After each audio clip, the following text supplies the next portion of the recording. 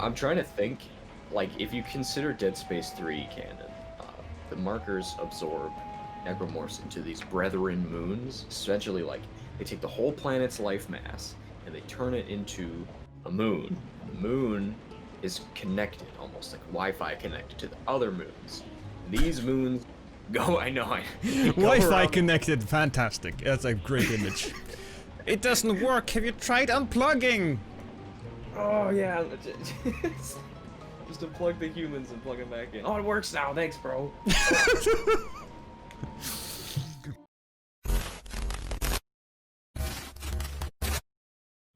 What could be a good intro? I don't know. Thani, have you ever had skin rash? Unfortunately, yes. If you count poison ivy. Okay, well, did that skin rash ever envelop your entire body, making you dinner for this, I don't know, trans-dimensional alien thing that wants to take over the Earth? I mean, no, but it certainly was eating me alive. I mean, poison ivy is. It was almost as bad. Exactly. Yes. Okay, fair enough. Ladies and gentlemen, welcome to the episode. Today we're talking about the Flesh That Hates SCP-610, which is a Keter class SCP, which for those of you who don't know is an SCP that is really goddamn difficult to contain. It is probably the most dangerous type of classification that you can get when it comes to SCPs, and we are going to be reading parts of the lore for you, aren't we, Thani? We absolutely are. If you think about it, the Flesh That Hates is essentially the doom slayer of SCPs. Infection literally too angry to die. It's coming for the world. Okay, that is, with those beautiful words, let's just dig into this. Now we're gonna describe it first, and then we're gonna give you a short story that we found really cool, but let's get to the description. SCP-610 appears to be a contagious skin disease at first, with symptoms including rash, itching, increased skin sensitivity, and shrunken penis. I may have made that last part up. I wrote it in the script. It was funny. I enjoyed it. It was pretty good. We're really good at this. Within 3 hours, the disease will cause blemishes resembling heavy scar tissue to form in the chest and arm areas, spreading to the legs and back within an additional hour, consuming the victim completely within 5 hours. Exposure to higher temperatures vastly decreases the time the contagion needs to spread, and complete infections have been recorded occurring in as little as 5 minutes. You're up, Thani. My God, that's super speedy. And also, before we move on, I just want to mention when you said a shrunken penis, I thought of, like, the standard gym locker scene, and then maybe like one guy looks over and is like, "Oh my God, Tom has the infection," and then containment team just pours in and like they all tackle him. No, I'm sorry. The water was really cold. I'm not sick. Shut up, Tom. We know the truth. Exactly. Oh, we should get that animated. So, after the completion of the infection, it occurs, the victim's life functions will cease for approximately 3 minutes, after which time they will restart at 2 to 3 times the activity rate of a normal human. Following this, the scar tissue on the victims will start to move of its own accord and grow at a rapid rate. Normal human features start to disappear at this point under the infection, and the path of mutation appears to be largely random. Subjects observed in this stage of infection have been recorded as growing 3 or more limbs of a type, such as arms or legs. The head may become misshapen and elongate or widen out, and parts of the subject may split open, from which additional branches of flesh will grow. The duration of this stage of infection is unknown, and not all subjects appear to progress to the later stages. So I really like this SCP because it reminds me of a few things that I found like really fascinating. The flood from Halo. Halo is one of my, if not it used to be my favorite fantasy or science fiction universe that has been taken over by Warhammer, but I still love Halo so much, and a lot of it was due to the Flood. It was this mysterious space zombie thing that later it was revealed had an intelligence. It was called the Gravemind, and I never thought that it got enough love, especially in the main trilogy of games. I really agree, Lost. To me, the Flood really rounded out the story, gave that much more mystery and intrigue that even though you're fighting in a war, between one other side, there's this other force that isn't on anyone's side that's willing to kill both of you, and it's like, whoa, okay, now I'm really interested. That's why I loved Halo. Yeah, the first game, it really sets up the Flood perfectly, and then there's the second game that really rushes the ending there. Oh, it's talking to us now, and why does it look like a giant Venus flytrap? And then we have the ending of Halo 3. I almost said Dark Souls there, because I'm an idiot.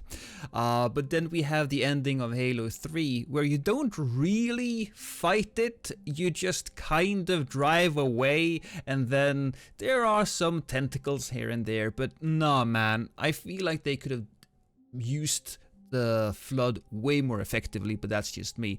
It also reminds me of something quite different, or I say quite different, but it's kind of the same, and something that you really love. Yes, the necromorphs, right, from Dead Space? Yes. Don't you have the script open? I mean, it's right there. I do. I wanted to hear you say it because you're right. I love the necromorphs from Dead Space. Now, whether we consider 3 canon or not, the necromorphs are fantastic enemies. They're very similar to the Flesh That Hates in a sense that their production rate is very quick. A necromorph can be formed from a generator in like less than 30 seconds. It's crazy. That all being said, however, not much is known as to like what really controls the Flesh That Hates, whereas it's crystal clear what controls the necromorphs, which is the marker. The reason why you need to cut the limbs off of the necromorph is because basically it can only control dead carcasses. There's no infection going on here. It's either you're dead and I can control you, or you're not dead and I'll kill you. It's like a crappy slogan. Well, yeah, fair enough. So we are going to be reading now parts of a SCP story involving the Flesh That Hates. I really like this one because it just increases the mystery and all of that around this SCP, and it fleshes it out, so to speak. Huh? I see what you did there. Yeah. So there are a great deal of interesting stories connected to this monstrosity. I don't know if that's racist or not, but if the shoe fits. So we are going to be reading one particularly interesting story about a team of specialists investigating an area infected by SCP-610. And by the way, this part really reminds me of the Resident Evil 4 intro, so I'll probably be putting in some Resident Evil 4 footage right here.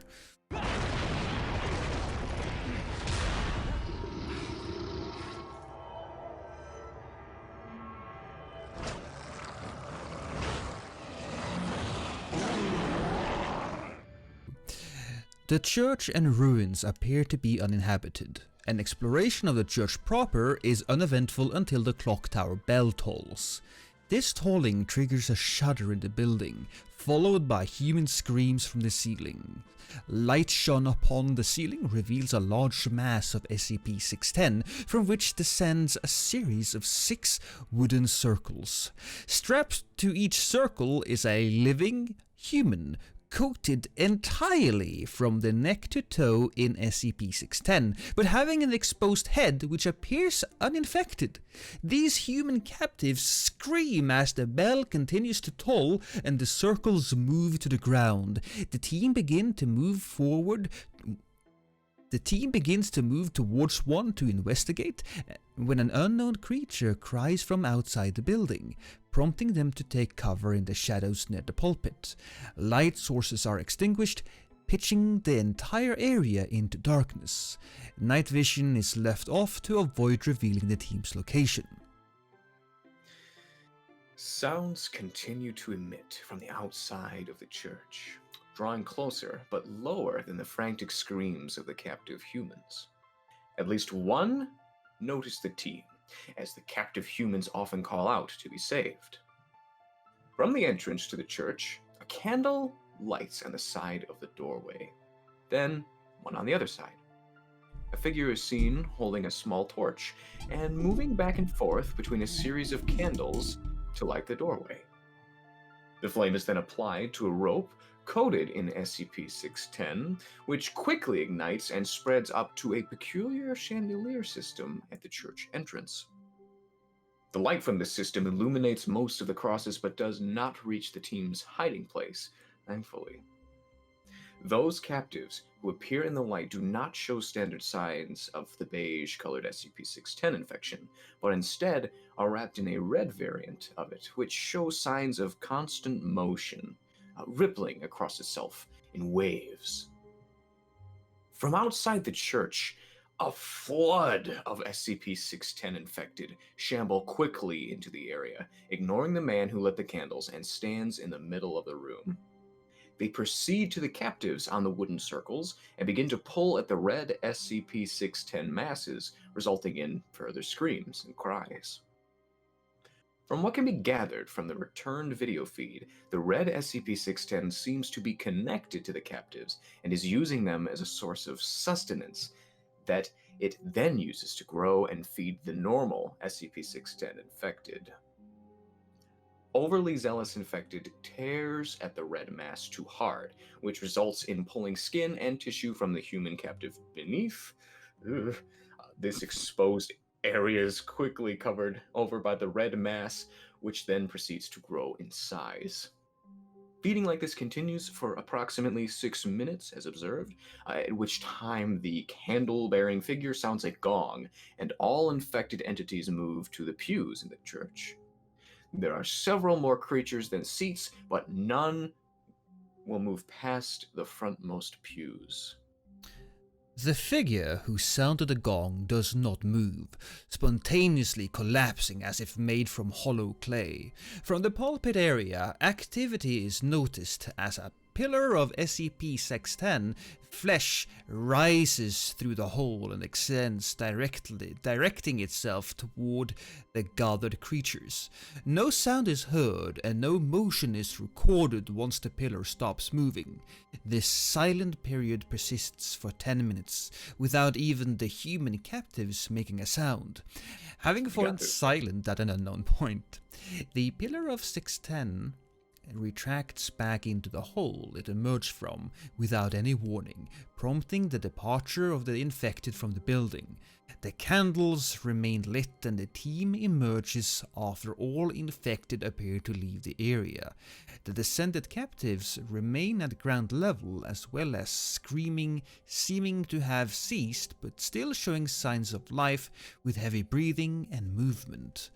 Upon departure from the church, camera feeds from all 3 members become erratic. Camera 1 ceases transmitting completely, Camera 2 shoots straight up into the air for several meters, and Camera 3 captures the member with Camera 2 being flung by a tendril that emerges out of the ground itself, swinging them out of sight onto the other side of the ruins. Camera 1's feed is restored and displays Camera 3's owner running briefly in the direction of the lost team member, only to turn and run back as SCP-610, infected, pour from between the buildings. It's pretty sweet. Oh my god, it's so sweet. I love it to pieces. And despite the necromorphs not being an actual infection lost, I love the commonality that this flesh that hates, it doesn't want to go to the front pews of the church, like it has to pay homage to whatever strange religion it believes in, as the markers and necromorphs do as well. Because the necromorphs, they don't want to touch the marker. They're like, no, you're too beautiful. I mustn't. Yeah, it's fascinating here because the gong figure and the lit candles, it does seem to indicate that the flesh that hates has some sort of belief system, that it has some sort of meaning outside of just replicating itself, and I find that rather fun. He said in a weird tone. I don't know why.